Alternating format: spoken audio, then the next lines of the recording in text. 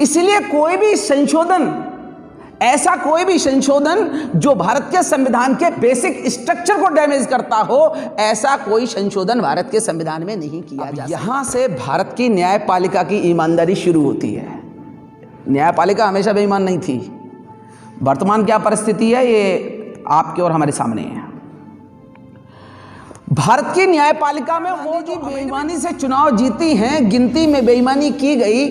राजनारायण जी ने इस इलेक्शन को इलेक्शन पिटीशन के माध्यम से हाई कोर्ट में चुनौती दी। कोर्ट में आए, कोर्ट में उन्होंने जजमेंट डिक्लेयर किया और जजमेंट सीधा डिक्लेयर करने के बाद में उन्होंने इलेक्शन पिटीशन अलाउ कर दिया और अलाउ करके चैम्बर में गए और इमीडिएटली रिजाइन कर दिया।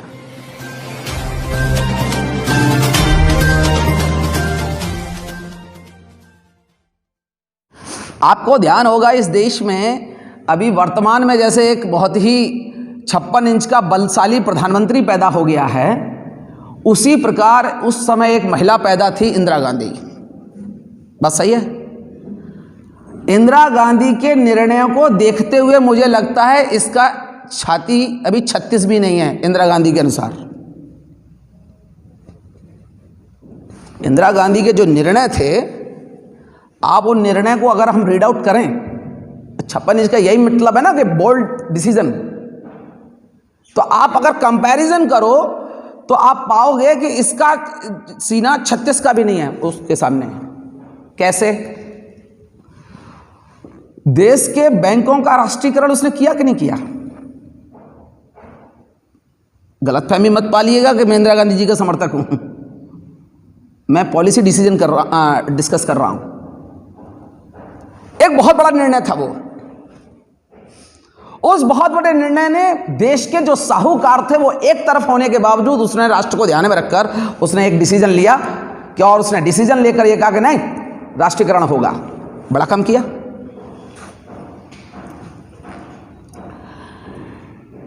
इंदिरा गांधी ने देखा कि जहां जहां हमारे विरोध की सरकार है, इमीडिएटली उसने इमरजेंसी का उपयोग किया।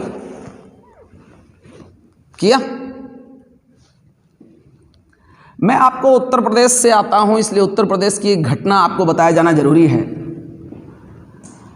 वो उत्तर प्रदेश का रायबरेली ही जिला है जहां से इंदिरा गांधी लगातार चुनाव जीतती थी और जयप्रकाश नारायण जी ने चुनाव लड़ा था उसके विरोध में, और उसके विरोध में चुनाव लड़ने की वजह से इंदिरा गांधी जी को बेईमानी करके चुनाव जिता दिया गया। बेईमानी करके चुनाव जिताया गया क्योंकि पूरा उसका होल्ड था। इंदिरा गांधी जी बेईमानी से चुनाव जीती हैं, गिनती में बेईमानी की गई।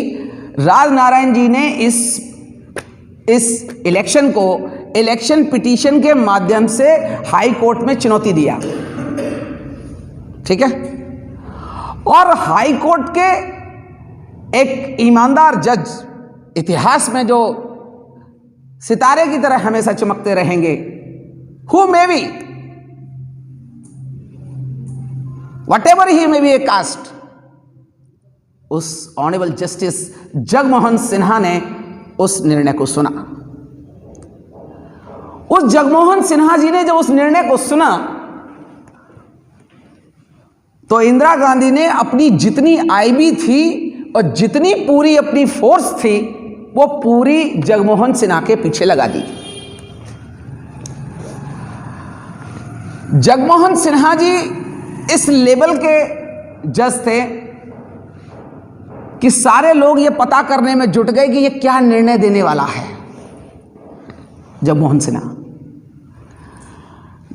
सिन्हा जी के कमाल आप करेंगे। उनके जगमोहन सिन्हा जी के लड़के मिस्टर नवीन सिन्हा हाई कोर्ट में भी सीनियर एडवोकेट हैं, और उन्हीं का एक लड़का विपिन सिन्हा अभी हाई कोर्ट जज से अभी रिसेंटली 3-4 महीने पहले रिटायर हुए हैं।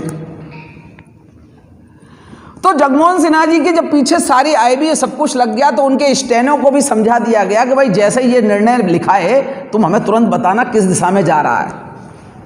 अब हैरानी की बात यह थी कि जजमेंट पूरा रिजर्व करने के बाद में स्टेनो को जजमेंट लिखाया ही नहीं। फोर्स भी चारों तरफ लगी थी कि यार कभी तो कोई चर्चा किसी से करे। यकायक उन्होंने डेट घोषित कर दिया कि फलाने दिन जजमेंट डिक्लेयर किया जाएगा। उस स्टेनो को अप्रोच किया उन्होंने कि अबे कब लिखा दिया, क्या लिखाया, तूने बताया क्यों नहीं? बोले मुझे तो कुछ लिखाया ही नहीं है उसने। बोले तुझे नहीं लिखाया? बोले नहीं लिखाया। बोले फिर क्या जजमेंट आएगा? बोले देखते हैं। वो सीधे कोर्ट में आए, कोर्ट में उन्होंने जजमेंट डिक्लेयर किया और जजमेंट सीधा डिक्लेयर करने के बाद में उन्होंने इलेक्शन पिटीशन अलाउ कर दिया और अलाउ करके चैम्बर में गए और इमीडिएटली रिजाइन कर दिया।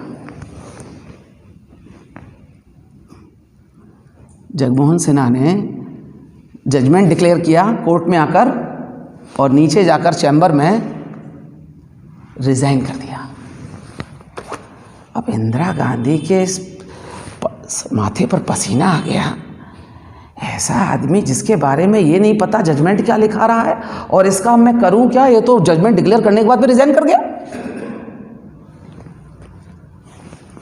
पता चला कि वो जजमेंट स्वयं जब बाथरूम जाते थे तो बाथरूम में अपने हाथ से लिखते थे जगमोहन सिन्हा साहब।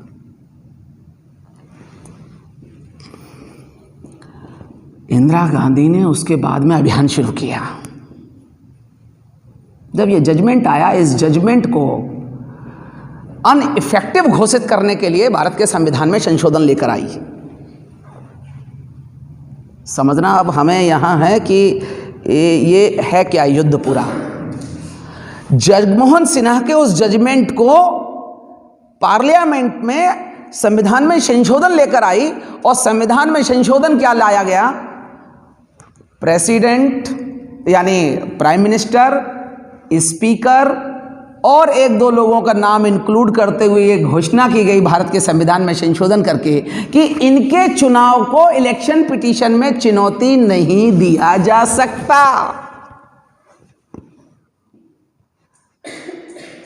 बहुत सारे हमारे कलीग ब्रदर ने कहा कि we have to concentrate yourself to achieve the political power.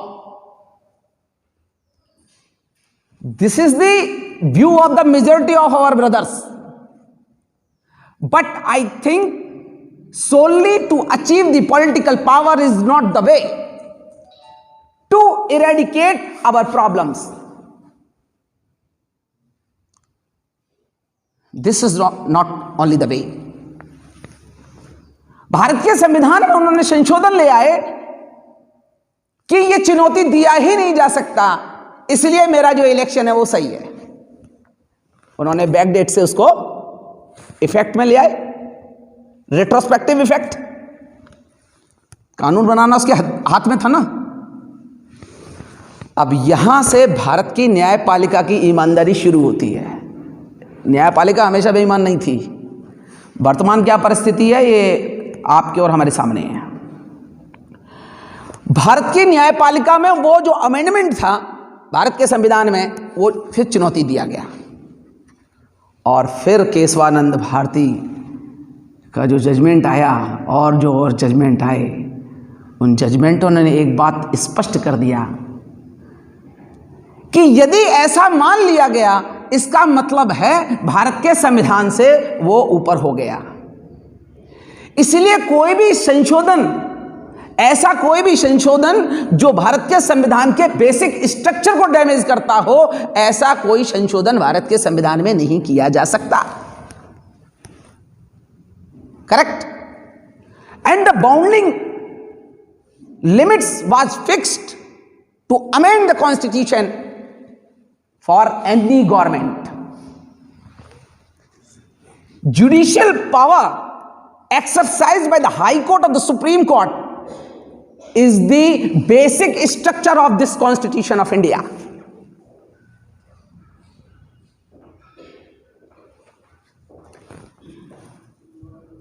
क्या किया फिर इंदिरा गांधी ने? जब ये जजमेंट्स उसके विरोध में आए, पॉलिटिकल पावर उसके पास में थी, उस पॉलिटिकल पावर का उसने दुरुपयोग किया और दुरुपयोग करने के बाद जब उसने देखा कि ये न्यायपालिका तो मेरे विरोध में निर्णय दे रही है, उसने फिर काम क्या किया? जो सीनियर मोस्ट जजेस थे उनको बाईपास करके जूनियर लोगों को चीफ जस्टिस बनाने का काम इंदिरा गांधी ने किया। आई थिंक बहुत सारे लोगों को ये बात मालूम भी होगी। उन्होंने जब यह काम करने का काम किया तो सीनियर मोस्ट कई जजेस ने त्यागपत्र दे दिया, क्योंकि जूनियर के सुपरविजन में अगर करना पड़ेगा तो निश्चित रूप से यह अपमान था उनके लिए। उन्होंने जुडिशरी से रिजाइन कर दिया और उन्होंने अपने आप को महसूस किया कि ये तो बड़ा गलत है, और उसके बाद में जुडिशरी ने इसका हल खोजा और उन्होंने हल ये खोजा कि ये जो चीफ जस्टिस किसको बनाना है, या ये जज अपनी पसंद का लेकर आ जाते हैं, इसलिए उन्होंने जो राष्ट्रपति की जो कंसल्ट शब्द है उस कंसल्ट को उन्होंने थोड़ा सा वाइड किया, कंसल्ट शब्द को वाइड किया, एक्सपेंडिंग किया, और एक्सपेंडिंग करने के बाद में उन्होंने कहा क्योंकि जुडिशरी में जो अपॉइंटमेंट करने हैं वो कौन लोग उस क्षेत्र के एक्सपर्ट्स हैं या नहीं हैं, ये टेस्ट गवर्नमेंट नहीं कर सकती, एग्जीक्यूटिव नहीं कर सकती, क्योंकि उन्हें उनकी एक्सपर्टाइजेशन के बारे में नहीं मालूम है।